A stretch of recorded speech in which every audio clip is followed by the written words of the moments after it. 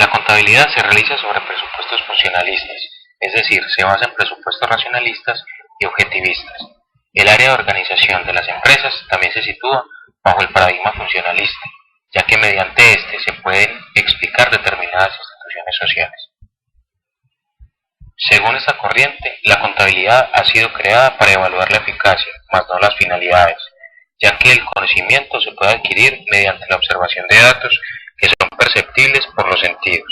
La contabilidad debe tener una metodología tanto cuantitativa como cualitativa, ya que ésta puede contar y describir la elección de una muestra de datos para así realizar todos los métodos contables y exponerlos en la organización. Esta corriente funcionalista es la más apropiada, ya que basa la contabilidad en sus presupuestos reales y objetivistas de la organización, que la ajusta a optimizar la función individual y maximiza el bienestar del conjunto de la sociedad de la empresa. El área de organización de empresa se desarrolla dentro del paradigma funcionalista y el extremo subjetivista se caracteriza por brindar un entendimiento individual, para ayudar a crear conceptos con el fin de interpretar la realidad y poder negociarla. El individuo es totalmente autónomo y libre para crear y recrear su propio entorno.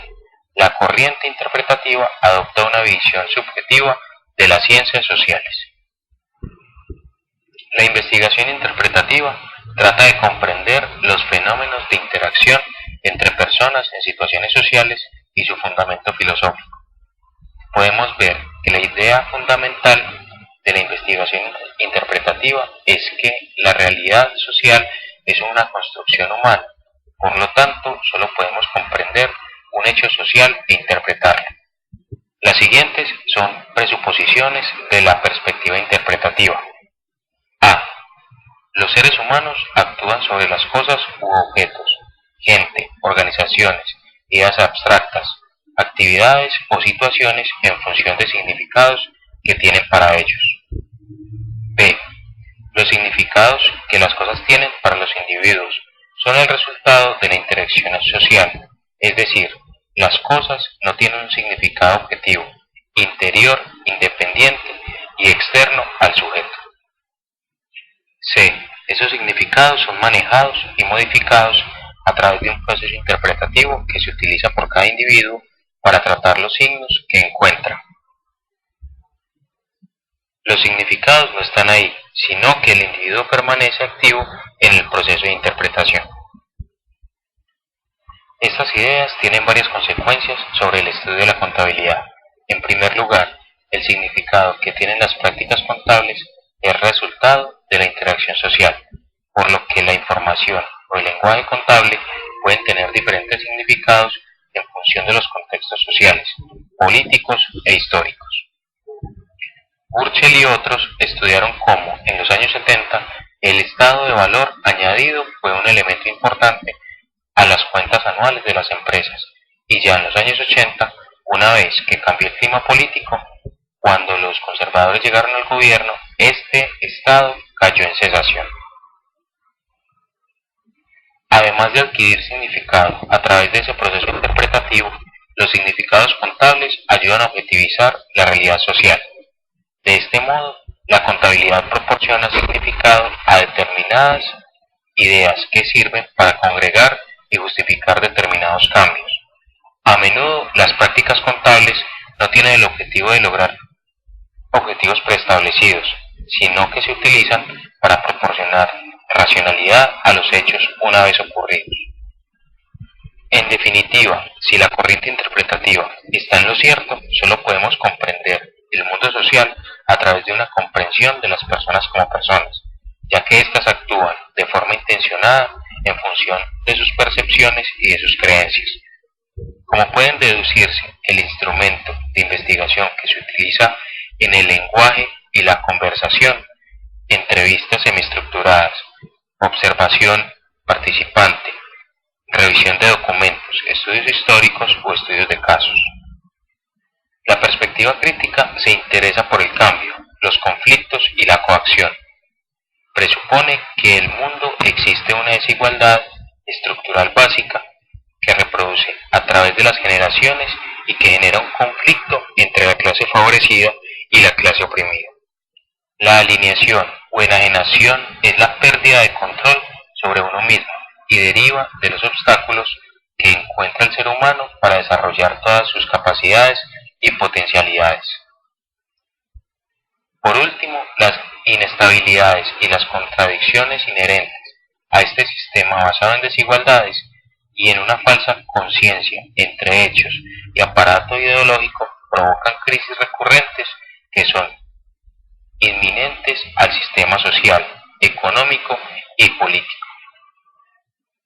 El desarrollo tecnológico ha hecho que toda producción sea un fruto colectivo que necesita algún mecanismo para distribuir sus beneficios. El capitalismo utiliza y defiende el papel del mercado como mecanismo de asignación eficiente de recursos. Sin embargo, la perspectiva crítica niega que el mercado sea un árbitro neutral en la asignación de recursos, porque no se dan las condiciones de competencia perfecta y el consumidor no es soberbio, sino que se ve influido no solo por la publicidad y los medios de comunicación, sino por su propia integración social. La contabilidad se ha visto a menudo envuelta en arriesgadas operaciones que emprenden los directivos para apropiarse del patrimonio de los accionistas. Las prácticas contables contribuyen a legalizar la apropiación del patrimonio por parte de las empresas, como en el caso de las empresas que se instalan en la comunidad, contaminan su medio ambiente y luego la abandonan irresponsablemente. Foucault afirmaba que la verdad se debe entender como un sistema de procedimientos ordenados para la producción, regulación, distribución, circulación e instrumentación de proposiciones. Surge el primer método de investigación, la arqueología del pensamiento, según el cual no podemos estudiar o conocer la evolución del pensamiento con las ideas del presente, pues lo que ahora consideramos o sabemos que es verdad no lo fue en el pasado. La utilización del método arqueológico nos ayuda a entender y reflexionar sobre la matriz de prácticas sociables y contables.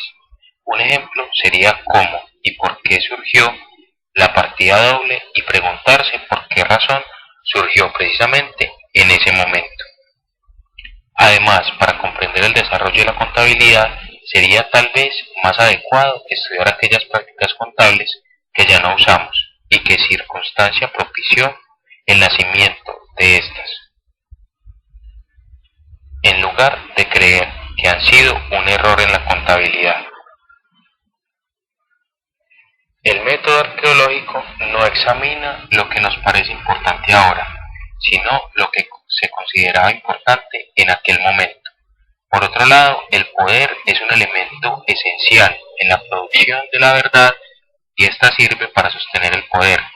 El interés de la investigación es la forma en que los regímenes de poder han sido creados y se han sostenido mediante mecanismos disciplinarios y la institución de normas de conducta humana.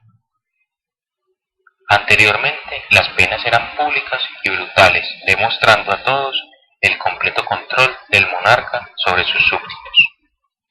El poder se sostiene haciendo visible unas pocas cosas a la mayoría. Después nacen las prisiones, tal y como las conocemos hoy. Estas medidas sirven para mantener el poder, haciendo visible muchas cosas a unos pocos. La contabilidad es una forma de poder o conocimiento que solo es alcanzable para los expertos que pueden mostrar instantánea y constantemente el comportamiento de los demás. A su vez, los sistemas de información contable están sostenidos por el poder. Carmona y otros ponen en duda que las prácticas de contabilidad de gestión surjan en consecuencia de presiones competitivas. En su estudio en la Real Fábrica de Tabacos, revela que la contabilidad de costos surge como una nueva tecnología que permite construir un nuevo régimen de poder en la fábrica, lo que permite actuar a los encargados. Es posible el pluralismo. Es posible hacer elecciones entre los diferentes paradigmas de las ciencias sociales en relación a sus proposiciones. En una sociedad que se pretende plural, Cada cual debería poder elegir qué opción considera más pertinente para el estudio de la contabilidad. Sin embargo, la situación real depende del poder de determinadas élites que manejan las revistas o la línea de los programas. La escuela de Rochester emprendió entonces la tarea de refundar la ciencia contable, pasando a controlar las revistas científicas más apreciadas por su potencial de promoción académica. Inconmensurabilidad de los paradigmas. Hay una tensión en esta idea, ya que por un lado se desea que exista una apertura a nuevos planteamientos que no hayan de ser descalificados en función de los valores internos de otros paradigmas, y por otro lado la falta de diálogo entre las diferentes formas de estudiar la contabilidad. Pluralismo. La cuantificación de las ciencias sociales y el consiguiente desarrollo de la metodología estadística pueden ser observados como un intento de imitar las ciencias físicas, conseguir autoridad e influencia. Por otro lado, la objetividad ya no es una cuestión de legitimidad para los profesionales de la contabilidad, sino para el creciente número de investigadores. Es posible y deseable en una sociedad democrática la existencia de diversas formas de estudiar los fenómenos sociales. Por eso, es necesario que esto se produzca conservando cierta disciplina intelectual, es decir, no es válido que cualquier enfoque sea válido. Por el contrario, es necesario adquirir cierto compromiso intelectual y comunicar a los demás miembros de la comunidad no solo los resultados de la investigación, sino qué cosas se presuponen. La investigación en la contabilidad debe ser consciente de sus propios valores y creencias sobre la naturaleza de las ciencias y la sociedad, y acorde con las implicaciones que sus valores pueden tener sobre los resultados.